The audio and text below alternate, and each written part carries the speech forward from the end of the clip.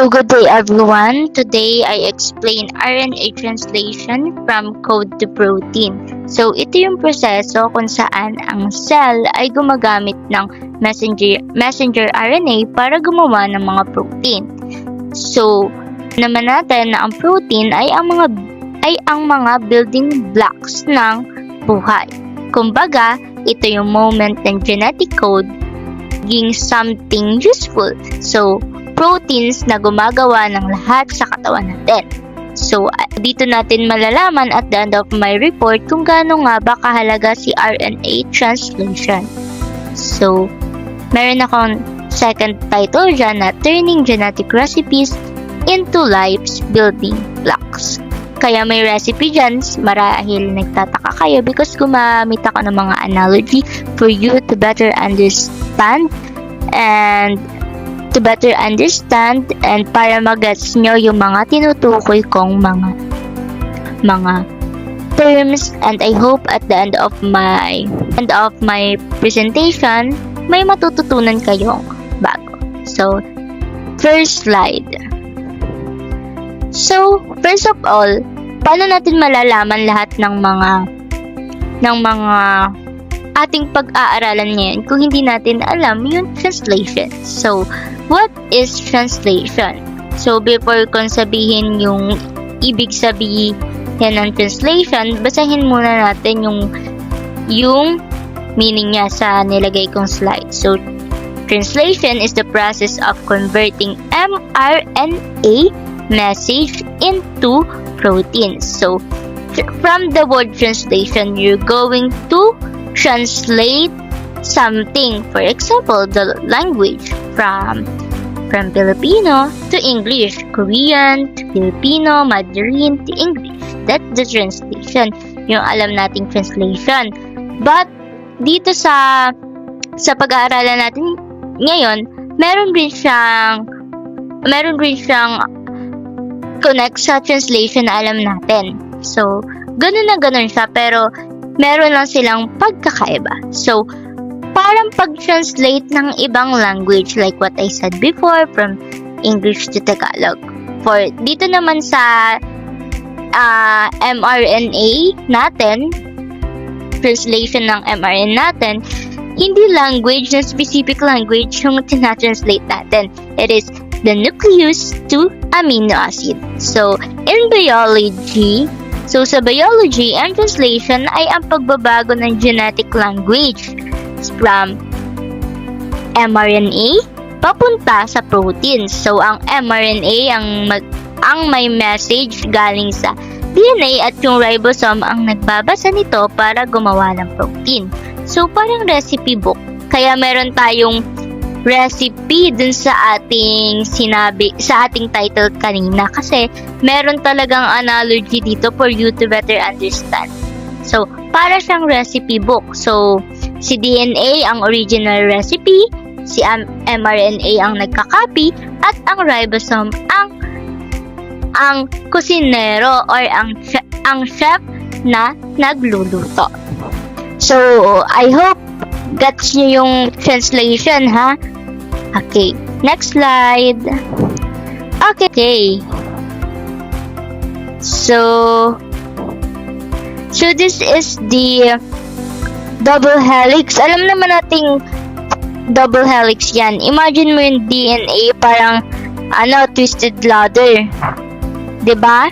This is a clear image of DNA double helix showing the ATGC, sila yung magkaka-pair. So, siya yung double helix. Imagine mo yung DNA parang twisted ladder. So, yung two side ng ladder, sugar phosphate backbone siya. So, yung laging mag-base pair ay si AT and si GC. So, habang umiikot siya, yung double helix na yan, parang spiral stairs na may connecting step sa gitna. So, may connecting steps siya sa gitna. Yan. So, yung base pairing rules natin, lagi si adenine. Kita naman natin dyan, adenine is always pair with thymine, so meron silang 2 hydrogen bonds. And then si guanine, laging kapartner niya. So isipin na lang natin, laging asawa ni guanine si cytosine, partner. So may 3 siyang hydrogen bonds sila. Sino nga ulit yung may 2 hydrogen bonds only? Si AT, si adenine and si thymine lang. And yung may 3 hydrogen bonds ay si GC. Okay. Ito yung tinatawag na complementary base pairing. So, ang tawag nila doon is complementary base pairing. Kung itatanong nyo naman sa akin kung pwede bang magpalit sila ng pair, ang sagot nyo dyan is no. Because meaning, hindi pwedeng mag-mix kung sino-sino. Kasi meron silang fixed pairing rule. Okay? So, yung backbone composition naman. So, yung backbone ay gawa sa altering sugar.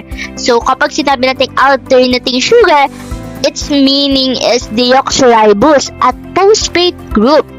So, sugar, siya yung nagbibigay ng structure, and si phosphate, siya yung nagko-connect sa mga sugar molecules. Kaya stable yung DNA kahit naka-twist.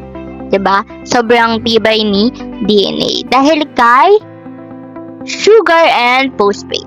So, function ng structure. Dahil sa spiral shape, compact siya. Kaya kapag mag-store ng sobrang daming genetic information sa maliit na space or nucleus, yung sequence na ATGC parang code na nag-i-instruct kung paano gagawin ang protein sa katawan. So, ang analogy natin dyan is yung letters ng ATGC, sila yung ingredients. Then, yung order nila is yung recipe instruction. Pag binasa ng cell, nalalaman niya kung anong protein ang lulutuin. And I hope gets niyo siya, ha? Okay, next slide. Okay, RNA translation. Dito na tayo sa pinaka-main primary na na representation. Dito talaga. I hope makinig kayo, ha? Okay. So, okay. Si mRNA, like what I said before, siya yung recipe.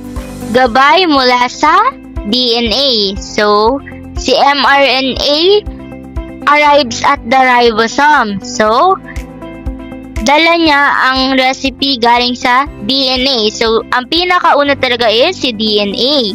So, pupunta siya kay ribosome. Siya yung kitchen. So, ribosome reads codons. Si ribosome, siya yung nagbabasa ng codons. So, bawat codons ay may 3 letra. Yung A, U, G, C. A is adenine, uracil, guanine, cytosine na may meaning. So, step 3 is the tRNA brings amino acid. So, okay, si tRNA siya si delivery boy. So, hatid niya yung mga sangkap. So, bawat tRNA ay may anti-codon na tumutugma sa codon ng mRNA. Kaya tama ang ingredient na dinadala niya. So, hindi ko lang napasama dyan si amino acid connects. So, si amino acid, yung step 4. Siya yung pinagdudugtong sila para mabuo ang polypeptide chain. So, mamaya ipapakita ko sa inyo yung polypeptide chain. Yung step 4, siya yung nagdudugtong para mabuo ang polypeptide chain para pag-assemble ng bead sa bracelet.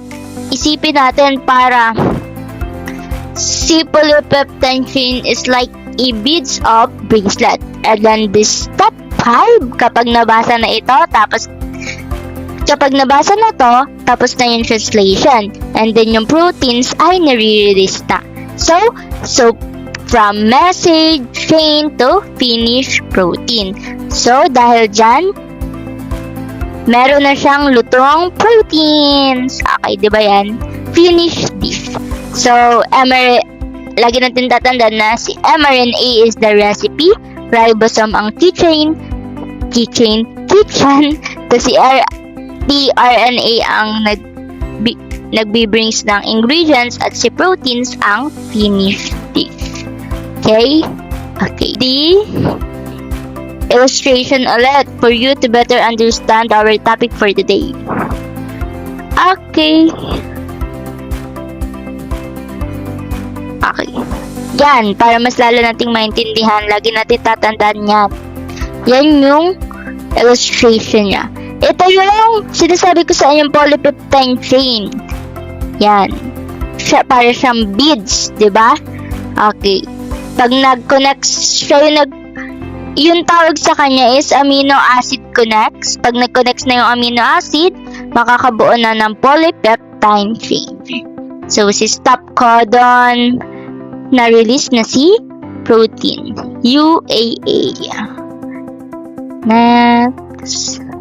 So, this is the example codons. Si AUG, siya yung nag-start ng pagluluto. Si G, CU, siya yung si alanine ingredient. At si UGA, siya yung meaning niya is nag-stop na yung finished dish. Okay. Summary. So, para mas madali nating matandaan, si mRNA is the recipe, si ribosome si kitchen, and si tRNA ang nagbibrings ng ingredient. So, pagtapos nun, the protein ang finished dish.